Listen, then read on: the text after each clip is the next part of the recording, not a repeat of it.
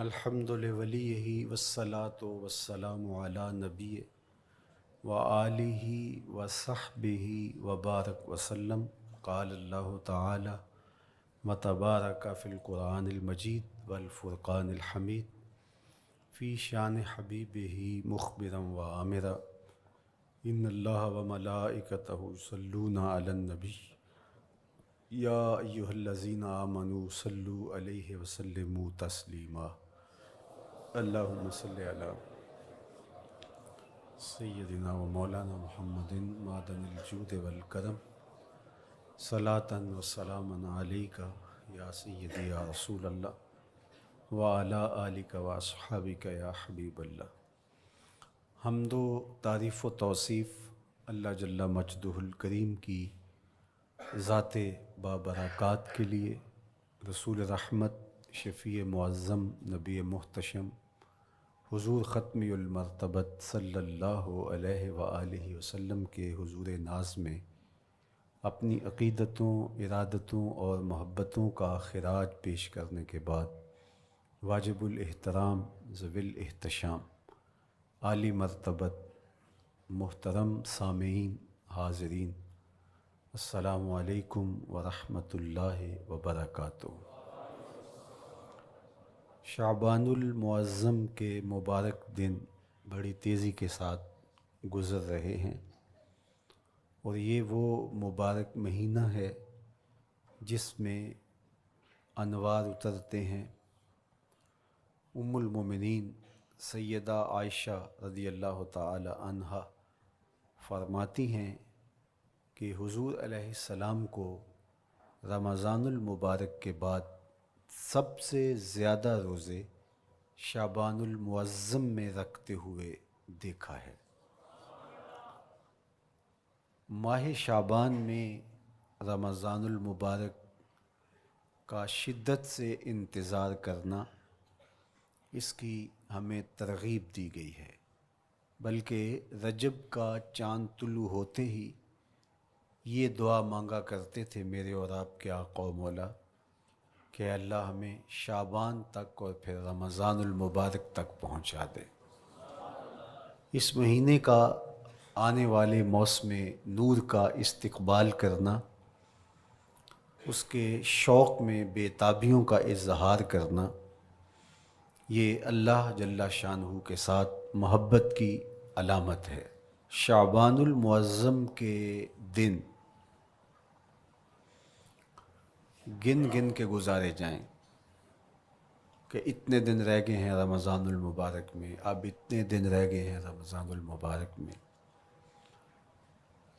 انسانی ذہن میں یہ سوال پیدا ہو سکتا ہے کہ متعینہ وقت پر تو اس مہینے نے آنا ہی ہے، اور اگر زندگی موجود رہی تو اس کو پا ہی لیں گے، تو اس شدت سے انتظار کرنے کا کیا مطلب؟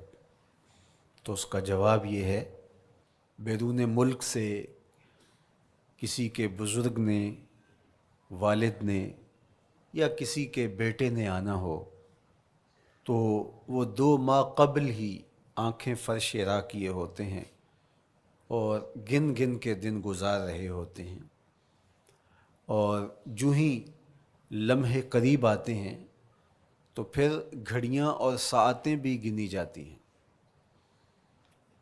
بار بار گھڑی دیکھتے ہیں، ابھی تک پہنچے نہیں، جبکہ یہ طے ہے کہ 5:02 پہ فلائٹ اترے گی۔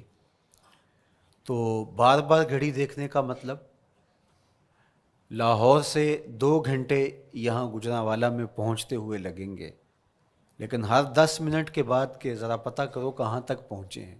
کیا مطلب اس کا؟ مطلب اس کا یہ ہے کہ جب سینے میں کسی کا انتظار رکھا ہوا ہو تو پھر بے تابیاں، بے چینیاں، اضطراب موجود ہوتا ہے۔ ہم دنیا کے لوگوں کے ساتھ جو ربط و رشتہ رکھتے ہیں اس کے مطابق ان کا انتظار ہوتا ہے۔ کچھ آنے والے ایسے بھی ہوتے ہیں جنہوں نے ہمیں بتایا ہوتا ہے کہ فلاں دن ہم پہنچیں گے، اور وہ دروازے پہ دستک دے رہے ہوتے ہیں اور ہم سو کے اٹھ رہے ہوتے ہیں، اور اچانک جب پتہ چلتا ہے کہ فلاں باہر دروازے پہ دستک دے رہے ہیں تو ہم استقبال تو کر رہے ہوتے ہیں، لیکن ہمارے ذہن میں یہ بھی ہوتا ہے وہ میں بھول گیا، تو اب تو یہ کام بھی میرے ذمے ہے، تو مجھے یاد آ گیا ہوتا۔ تو جن لوگوں کے لیے دل میں محبتوں کی جگہ ہو تو ان کے لیے پھر سارے کام مؤخر کر کے ان کے استقبال کیے جاتے ہیں۔ یہ مہینہ اللہ کی رحمتوں کا موسم بہار ہے، چھم چھم رحمتیں برستی ہیں، انوار اترتے ہیں، گناہ گاروں کو آتش دوزخ سے نجات بخش دی جاتی ہے۔ تو اس کا استقبال کرنا، اس کے لیے انتظار کرنا، گن گن کے دن گزارنا، لمحے اور ساعتیں بسر کرتے ہوئے بار بار ماہ سیام کا ذکر کرنا، یہ اس مہینے کے ساتھ محبت کی دلیل ہے، اور اس مہینے کے ساتھ محبت اللہ سے محبت کی دلیل ہے۔ اس لیے اس مہینے کا استقبال کرنا، اس کے لیے تیاری کرنا، اپنے گھر کو صاف کرنا، اس کے لیے اپنی اولاد کے دل میں شوق پیدا کرنا اور ماحول پہلے پیدا کرنے کی کوشش کرنا، تاکہ جو ہی یہ ماہ جلوہ گر ہو تو روزہ رکھنے کا مزاج پیدا ہو چکا ہو، تلاوت کلام مجید کا مزاج پیدا ہو چکا ہو، دیگر نوافل اور اچھے اعمال بجا لانے کی عادت پڑ چکی ہو۔ تو شعبان میں ہی اس کی تیاری ہوتی ہے، تاکہ رمضان المبارک آتے ہی ہم پوری طرح سے مستعد اور فعال ہو کر کے اس مہینے کی برکتوں کو سمیٹ لیں۔ اللہ کے محبوب علیہ السلام نے ارشاد فرمایا کہ جب ماہ سیام آتا ہے فتحت ابواب الجنہ، تو جنت کے 8 دروازے کھول دیے جاتے ہیں۔ جنت تو اللہ جل شانہ کی کرم نوازیوں کا ایک ایسا خوبصورت منظر ہے کہ آج تک نہ کسی آنکھ نے اس کو دیکھا، نہ کسی کان نے سنا، اور نہ اس کا کوئی تصور کر سکتا ہے، ایسی خوبصورت بنائی ہے۔ وہاں کی ہوائیں جب چلتی ہیں تو گرد نہیں اڑتا، کستوری اڑتی ہے۔ وہاں دودھ کی، شہد کی، مائے معین، کوثر، سلسبیل کی نہریں بہتی ہیں، موتی زمرد کے محلات بنے ہوئے ہیں۔ وہ خوبصورت محل اور وہ خوبصورت جنت کا ماحول، لیکن اس کے باوجود اس خوبصورت جنت کو، مرصع جنت کو، نظیف ترین بقعۂ رحمت کو 11 ماہ تک رنگ و روغن کیا جاتا ہے رمضان المبارک کے استقبال کے لیے، اور جب یہ مہینہ آتا ہے تو اس کے دروازے کھول دیے جاتے ہیں، اور جنت کے 8 دروازوں میں سے ایک دروازے کا نام باب الریان رکھا گیا ہے، جو صرف روزہ داروں کے اعزاز و تکریم کے لیے ہے۔ روزہ دار اس دروازے سے گزر کے جنت جاتے ہیں۔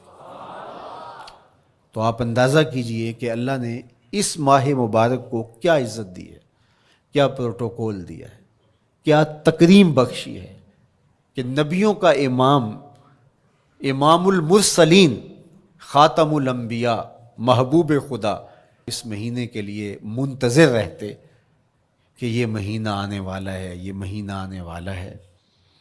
حضرت سیدنا سلمان فارسی رضی اللہ تعالی عنہ فرماتے ہیں کہ شعبان کی آخری تاریخ کو حضور نے ایک خطبہ ارشاد کیا۔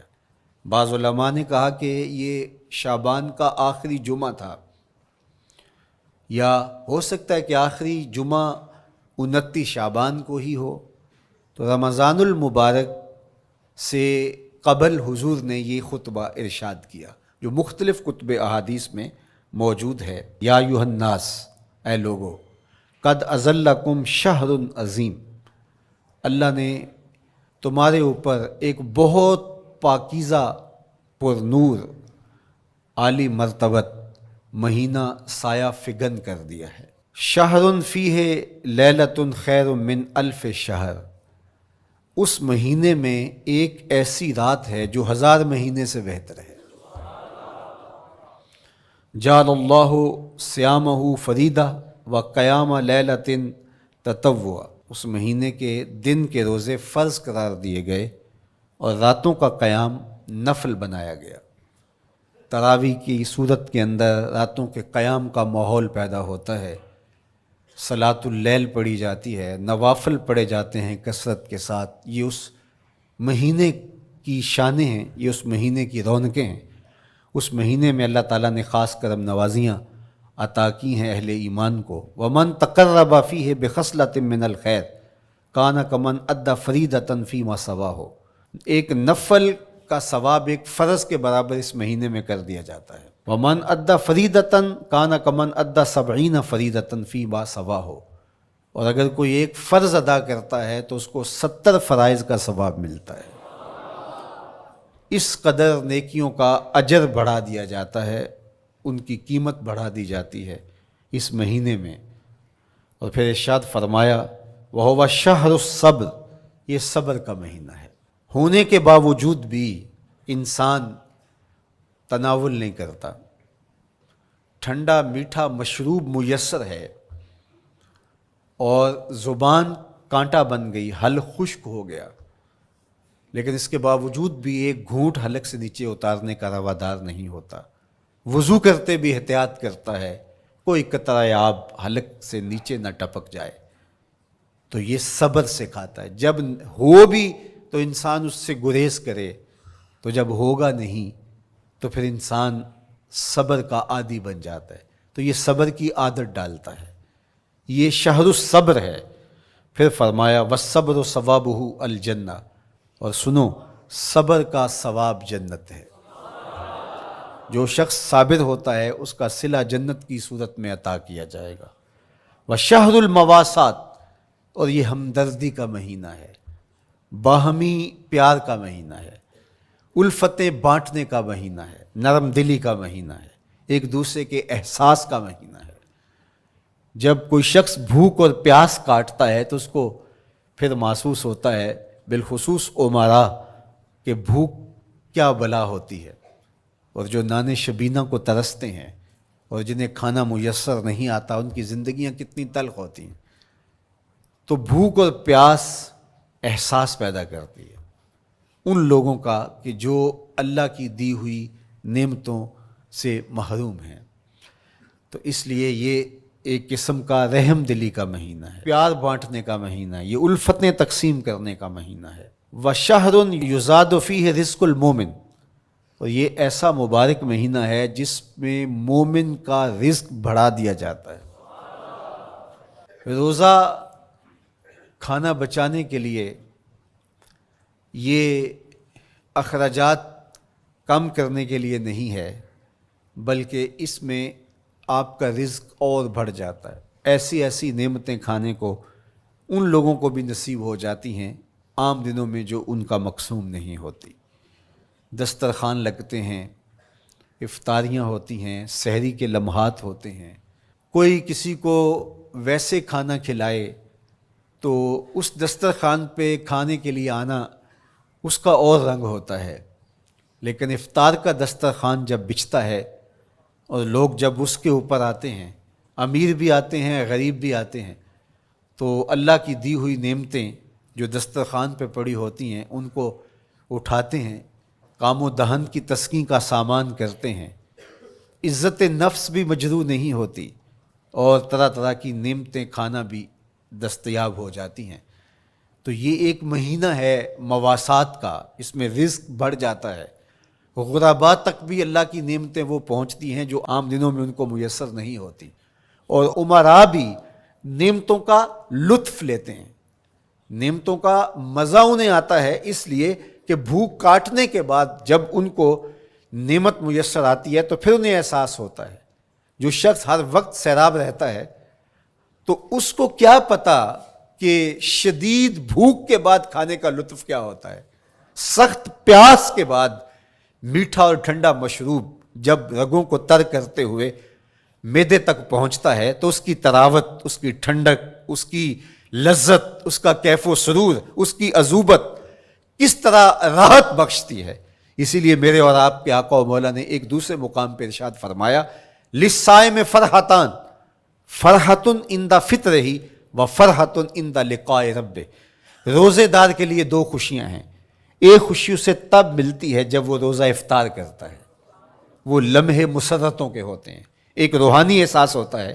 اتنا لمبا دن، اتنا سخت دن، گرمی کی شدت، مالک تیرا شکر ہے لمحہ اختتام پہنچا، اور یہ اتنا لمبا دن تیرے حکم کی تعمیل کرتے ہوئے بسر ہو گیا. ایک تو روزہ کھولتے ہوئے وہ ایک سرشاری ہوتی ہے، وہ ایک لذت ہوتی ہے، روحانی تسکین ہوتی ہے. آج کل وہ افطار کے دسترخوان لگتے ہیں تو جس طرح ہمارے سارے معاملات جو ہیں وہ ملوث ہو گئے ہیں ریا سے، تصنع سے، اس طرح افطار بھی ایک فیشن کے طور پہ فروغ پا رہی ہے. تو اس میں امراء کو اور شخصیات کو بلایا جاتا ہے، اور ایسے لوگ کثرت کے ساتھ ہوتے ہیں جن کا روزہ بھی نہیں ہوتا. تو پھر ظاہر ہے رسماً تو اتنی دیر تک وہ کچھ نہیں اٹھا سکتے جب تک اذان کی آواز نہیں آتی، افطار کے لمحے نہیں آتے. تو اس وقت جو روزہ دار ہوتا ہے، جب وہ مشروب لے رہا ہوتا ہے، جب وہ کوئی لقمہ اتار رہا ہوتا ہے، تو اس کی جو فرحت ہوتی ہے، اور جس نے روزہ نہیں رکھا اور وہ بھی افطار کے دسترخوان پہ بیٹھا ہے، تو کیا اس کو کوئی روحانی حظ، کوئی سرور، افطار کے لمحوں کا کوئی لطف مل سکتا ہے؟ وہ بیچارہ کتنا بے چین ہوتا ہوگا کہ یہ شخص ہے کمزور ہے، سارا دن مزدوری کر کے آیا ہے، اور اس کا بھی تو سارا دن گزر گیا بھوک اور پیاس سے، اور میں صحت مند ہوں اور سارا دن ٹھنڈے ماحول میں رہا ہوں اور مجھے توفیق نہیں ملی. تو وہ گھونٹ کتنے مشکل اس کے لیے ہوتے ہوں گے. اور روزہ دار کے لیے کس قدر وہ آسودہ بخش لمحے ہوتے ہیں کہ جب اس کو یہ مسرت ہو رہی ہوتی ہے کہ مالک تیرا شکر، گرم موسم، زباں کانٹا، حلق خشک، اور تو نے تکمیل تک لمحے پہنچائے اور میرا دن خیریت سے گزر گیا. تو وہ اس کے لیے ایک خوشی کا لمحہ، روحانی مسرت کی کیفیت. اور دوسری کہ جب وہ ٹھنڈا اور میٹھا مشروب، سارے دن کی سوکھی ہوئی زبان اور خشک حلق، اور انسان کی جو ہے وہ رگیں بھی، انتڑیاں بھی خشک ہو چکی ہوتی ہیں، تو ٹھنڈا اور میٹھا مشروب جب انسان کے معدے کی طرف بڑھ رہا ہوتا ہے، زبان بولے نہ بولے، ایک ایک رواں اللہ کی حمد بول رہا ہوتا ہے، اور تشکر انسان کے رگ و ریشہ سے ادا ہو رہا ہوتا ہے، اور اس کی کیفیت، اس کی سرشاریاں، اس کی لذتیں وہ دیکھنے کی ہوتی ہیں. تو کہا للصائم فرحتان، روزے دار کو تو ایک فرحت اس وقت ملتی ہے عند فطر ہی، جب وہ روزہ کھولتا ہے، روحانی فرحت بھی، جسمانی فرحت بھی. وفرحۃ عند لقاء رب، اور دوسری فرحت اور دوسری خوشی اسے تب ملے گی جب اس روزے کے صلے میں اللہ تعالیٰ اپنے رخ انور سے پردہ اٹھا دے گا اور روزہ دار کو اپنے دیدار کی دولت عطا کرے گا. تو وہ پھر منظر دیکھنے والا ہوگا، روزہ دار کی آنکھیں ٹھنڈی ہو جائیں گی. اصل افطار تو وہ ہوگی نا، اللہ اکبر، اصل تو شربت دیدار ملے گا جو روح کی پیاس بجھا دے گا، جو من کی بھوک مٹا دے گا. تو کہا للصائم فرحتان، فرحۃ عند فطرہ وفرحۃ عند لقاء رب. روزہ دار کے لیے دو خوشیاں ہیں، ایک خوشی وہ ہے جب اس کے جسم کی پیاس بجھتی ہے، اور ایک خوشی تب ملے گی جب روح کی بھوک مٹے گی، جب من کی پیاس بجھے گی، اور پھر وہ سرشاریوں کے عالم میں دیکھتا ہی چلا جائے گا، اور وہ سیراب ہی نہیں ہو پائے گا کہ میں ان دو آنکھوں سے دیکھ رہا ہوں، کاش کہ لوں لوں دے مڈ لک لک چشمہ، ایک کھولا تے ایک کجا ہوں. وہ اس آرزو میں ہوگا کہ میرا رواں رواں آنکھ بن جائے اور میں اس دیدار سے فیضیاب ہوتا چلا جاؤں. تو وہ کیا لمحے ہوں گے، وہ کیا گھڑیاں ہوں گی، وہ کیا ساعتیں ہوں گی. کوئی لفظ نہیں ہے جن لفظوں میں ان حقیقتوں کو بیان کیا جا سکے، اس لیے کہ وہ منظر ہی وراء الورا ہوگا. تو روزہ دار کو فرحت ملتی ہے جب وہ روزہ کھولتا ہے. تو فرمایا وَشَهْرٌ يُزَادُ فِيهِ رِزْقُ الْمُؤْمِنِ، اس میں مومن کا رزق بڑھا دیا جاتا ہے. وَمَنْ فَطَّرَ فِيهِ صَائِمًا كَانَ مَغْفِرَةً لِذُنُوبِهِ، جس نے روزہ دار کا روزہ افطار کروایا. اللہ کے محبوب فرماتے ہیں کہ ایک تو خود روزہ رکھا، اور دوسری سعادت یہ ہے کہ ماہ سیام میں روزہ دار کا روزہ افطار کروایا. آپ شریعت بیضاء کو بنظر عمیق مطالعہ کر کے دیکھیں. ماہ سیام میں بہت زیادہ اس بات پہ زور دیا گیا ہے کہ روزہ افطار کرواؤ. اپنے گھر میں بیٹھ کر کے روزہ افطار کر لینا یہ بھی سعادت مندی ہے، روزہ نصیب ہو جائے. لیکن اس بات پہ بہت زور دیا گیا ہے ماہ سیام میں کہ ایک ماحول پیدا ہو، لوگوں کو افطار کروائیں تاکہ تمام لوگوں تک اللہ تعالیٰ کی نعمتیں پہنچیں اور لوگوں تک جو ہے وہ رمضان المبارک کی برکتیں پہنچیں. تو ارشاد فرمایا وَمَنْ فَطَّرَ فِيهِ صَائِمًا، جس نے روزے دار کا روزہ افطار کروایا، کانا مغفرۃ لذنوبہ، تو وہ افطار کروانے والوں کے گناہوں کی بخشش کا ذریعہ بن جائے گا.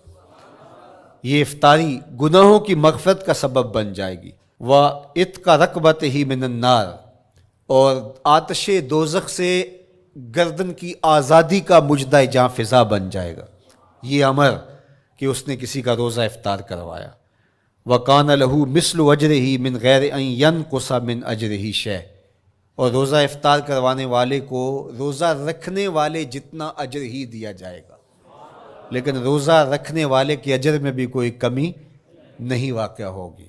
جتنا اس نے سارے دن کی بھوک اور پیاس کاٹ کر کے تکلیف اٹھا کر کے روزہ رکھا، جس نے شام کو اس کو افطار کر دیا اتنا ہی ثواب اس کو عطا کر دیا جائے گا، اس کا اجر کم کیے بغیر.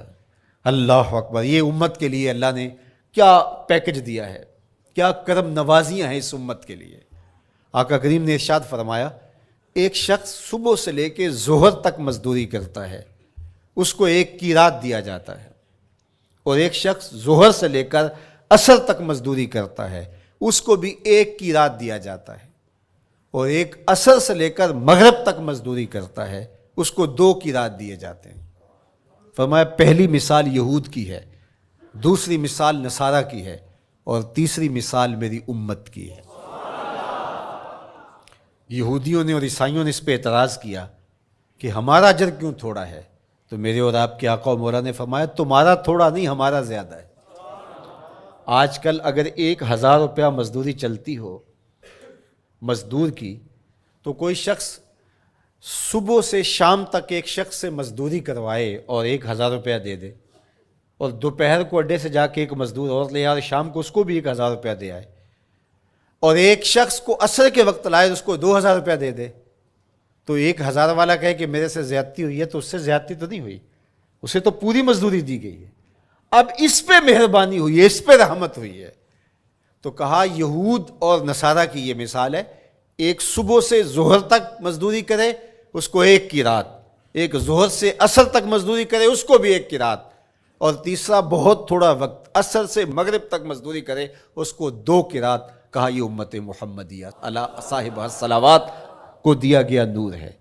تو ایک شخص نے سویر سے لے کر شام تک روزہ رکھا، بھوک کاٹی، پیاس کاٹی، سخت شدت کی گرمی سہی، اور ایک شخص نے شام کے وقت اس کو روزہ افطار کروا دیا. اور سنو حضور علیہ الصلوۃ والسلام کا فرمان، جب حضور نے فرمایا کہ اس کو پورا اجر ملے گا پہلے کے اجر کو کم کیے بغیر، تو صحابہ کا تو دل تڑپنے لگا کہ یہ کتنی بڑی بات ہے. اب آپ جانتے ہیں کہ یہ زمانہ ایسی معاشی خوشحالیوں کا نہیں تھا، لوگوں کے پاس تو نان شبینہ بھی میسر نہیں ہوتا تھا. تو صحابہ نے جو سوال کیا، قالوا یا رسول اللہ صلی اللہ علیہ وسلم، انہوں نے کہا اے اللہ کے پیارے رسول صلی اللہ علیہ وسلم، لیسا کلنا یجد ما یفطر الصائم، ہم میں سے تو ہر بندہ یہ طاقت نہیں رکھتا کہ روزہ دار کو روزہ افطار کروا دے. تو یہ اتنی بڑی سعادت، تو یہ تو پھر اہل زر ہی یہ سعادت حاصل کر پاتے ہیں. ہمارے جیسے لوگ تو پھر جو مال و دولت نہیں رکھتے تو وہ تو پھر یہ سعادت نہیں حاصل کر پائیں گے. تو میرے اور آپ کے آقا و مولا نے کیا فرمایا؟ قال، حضور نے ارشاد فرمایا یؤتی اللہ ھذا الثواب، یہ ثواب اللہ اسے شخص کو بھی عطا کرے گا. من فطر صائما علی مزقۃ لبن او تمرۃ او شربۃ من ماء، فرمایا کہ یہ اجر اللہ اس کو بھی عطا کرے گا جس نے کسی کا روزہ 1 گھونٹ دودھ سے کھلوا دیا، یا 1 کھجور سے کھلوا دیا، یا پانی کے 1 گھونٹ سے اس کا روزہ افطار کروا دیا. لازمی نہیں ہے کہ دسترخوان سجا ہو، انواع اقسام کے کھانے پڑے ہوں اور وہ افطاری ہی افطاری قرار پائے گی۔ جس نے کسی کو وہاں باہر ٹوٹیوں سے پانی کا گلاس بھر کے، کٹورا بھر کے سادہ پانی بھی پیش کر دیا تو اس کو بھی ثواب مل جائے گا۔ کتنا ثواب ملے گا؟ پورا روزہ رکھنے کا ثواب اس کو ملے گا۔ کتنی رحمتوں کی لوٹ سیل لگی ہے۔ کوئی ایسے بھی بانٹتا ہے، کوئی ایسے بھی کرم نوازیاں ہوتی ہیں، لیکن میرے رب کے خزانے کتنے کھلے ہیں۔ میں نے مدینہ المنورہ میں ایک شخص کو دیکھا کہ وہ روزے کے وقت وہاں سے ہی گلاس لیتا اور زمزم سے بھرتا اور روزہ داروں کے آگے رکھتا چلا جاتا، اور روزانہ اس کا یہ عمل ہوتا۔ نماز عصر کے بعد شروع ہوتا، جتنی اس کی پہنچ ہوتی ہر ایک کے آگے رکھتا چلا جاتا۔ پانی بھی وہاں سے لیا، گلاس بھی وہاں سے لیا۔ اللہ اکبر! فرمایا دودھ کا ایک گھونٹ یا پانی کا ایک گلاس یا ایک کھجور اس نے کسی کو پیش کی اور اس نے اس سے روزہ کھولا، اللہ کے محبوب فرماتے ہیں پہلے کے اجر میں بغیر کسی کمی کے اس کو پورا پورا ثواب روزے کا نصیب ہوگا۔ اللہ اکبر! اب سنو، پھر حضور نے ارشاد فرمایا ومن اشبع صائما، اور جس نے صحیح اہتمام کے ساتھ روزے دار کو اچھا کھانا کھلایا، اچھی پرتکلف افطاری دی، سقاہ اللہ من الحوض شربتا لا یظمأ حتی یدخل الجنہ، اس کو حوض کوثر سے ایسا جام ملے گا کہ اس کو کبھی پیاس نہیں ملے گی یہاں تک کہ جنت میں چلا جائے گا۔ اللہ اکبر! اس کو کوثر کے جام نصیب ہوں گے حشر کی گرمی میں۔ اور آپ کو معلوم ہے، علماء سے آپ نے بارہا سنا ہوگا کہ جام کوثر جس نے ایک بار پی لیا پھر 50,000 سال کے دن میں اس کو دوبارہ پیاس نہیں لگے گی۔ یہ جام کوثر کی خصوصیت ہے۔ فرمایا وَهُوَ شَهْرٌ أَوَّلُهُ رَحْمَةٌ، یہ وہ مہینہ ہے جس کے پہلے 10 دن رحمت ہیں اور اس کا درمیانی عشرہ مغفرت ہے، وَآخِرُهُ عِتْقٌ مِّنَ النَّارِ، اور اس کا آخری عشرہ جو ہے وہ آتش دوزخ سے نجات کا ضامن ہے۔ فَاسْتَكْثِرُوا فِيهِ مِنْ 4 خِصَالٍ، کہا کہ 4 کام اس مہینے میں کثرت کے ساتھ کرو۔ خصلتان ترضون بہما ربکم، 2 کام تو وہ ہے جس سے تم اپنے رب کو راضی کرو گے۔ وخصلتان لا غنا بکم عنہما، اور 2 کام ایسے ہیں کہ ان سے بے نیاز نہیں ہو سکتے تو وہ تمہیں کرنے پڑیں گے۔ اما الخصلتان اللتان ترضون بہما ربکم، وہ 2 خصلتیں، 2 کام جن کے ذریعے سے تم اپنے رب کو راضی کر سکو۔ فشہادت اللہ الہ الا اللہ، وہ گواہی دینا ہے لا الہ الا اللہ، وتستغفرونہ، اور تم کثرت سے استغفار کرو، اللہ سے بخشش مانگو۔ یہ 2 کام تم نے کرنے ہیں۔ وَأَمَّا الْخَصْلَتَانِ اللَّتَانِ لَا غِنَىٰ بِكُمْ عَنْهُمَا، اور وہ چیزیں جن بغیر تمہیں چارہ نہیں ہے۔ فَتَسْأَلُونَ الْجَنَّةَ وَتَعُوذُونَ مِنَ النَّارِ، اللہ سے جنت طلب کرو اور دوزخ سے پناہ مانگو۔ تو یہ 2 کام جو تمہاری ضرورت ہے تم اس مہینے میں کثرت کے ساتھ کرو۔